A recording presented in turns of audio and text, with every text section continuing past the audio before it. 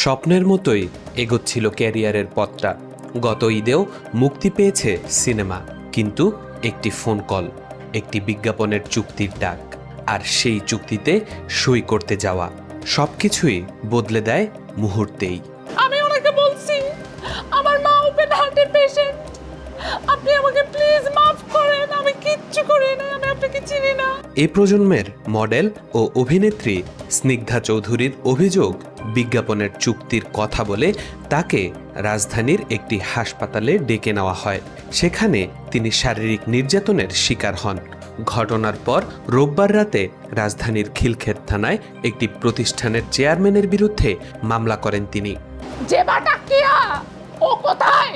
ওই মেয়ে কোথায়? ও কেন এখন সামনে আসে না? আমার ভাই ওখানে দাঁড়ায় আছে, ও দাঁড়ায় দেখতেছে, ওর কাছে কেমন লাগতেছে। আপনারা কি মিডিয়াতে আমাদের সাথে এগুলি করবেন? আমাদের সাথে কি মিডিয়াতে এগুলি করবেন? একবার পরিমণিকে অ্যারেস্ট করবেন, একবার আমাকে নিয়ে যেয়ে মারবেন। আপনারা ভাই আমাদেরকে বলেন, আমরা মিডিয়া থেকে চলে যাই। মামলার এজাহারে স্নিগ্ধা দাবি করেছেন, চুক্তিপত্রে স্বাক্ষরের কথা বলে হাসপাতালে নেওয়ার পরই পরিস্থিতি পাল্টে যায়।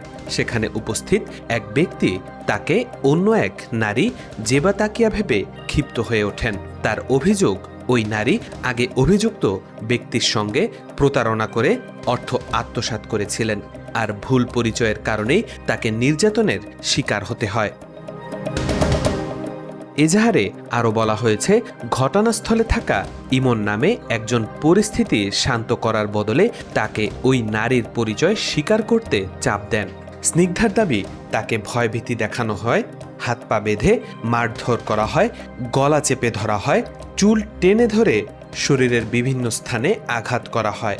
আপনারা আমার অবস্থাটা চিন্তা করেন, আমি ওই রুমের মধ্যে একা, একটা মানুষ নাই, তার যত লোকজন আছে সবাইকে সে বের করে দিছে, দিয়ে আমার হাত বাঁধছে, আমার পা বাঁধছে, আমার ফোন দূরে ছুঁড়ে মারছে, মেরে আমার গলা চিপে ধরছে। এভাবে গলা চিপে ধরে আমাকে বলতেছে, বল আমাকে কেন ঘুরাইছিস। ভাই, তাকে আমি জীবনে ওই দিন প্রথমবার দেখছি।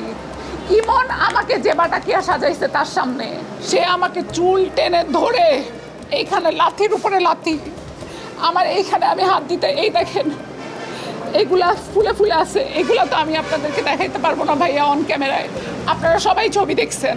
ঘটনার পর ব্যক্তিগত ও পেশাগত জীবনে নেতিবাচক প্রভাবের আশঙ্কায় তাৎক্ষণিকভাবে আইনি ব্যবস্থা নেননি বলে মামলায় উল্লেখ করেছেন স্নিগ্ধা। পরে ন্যায় বিচারের আশায় খিলক্ষেত থানায় মামলা করেন তিনি। তবে অভিযোগের বিষয়ে অভিযুক্ত চেয়ারম্যান বা অন্য অভিযুক্তদের কোনো বক্তব্য এখন পর্যন্ত পাওয়া যায়নি। পুলিশ বলছে, অভিযোগের বিষয়টি তদন্ত করে প্রয়োজনীয় আইনগত ব্যবস্থা নেওয়া হবে। তাওফিকুল ইসলাম, আজকাল।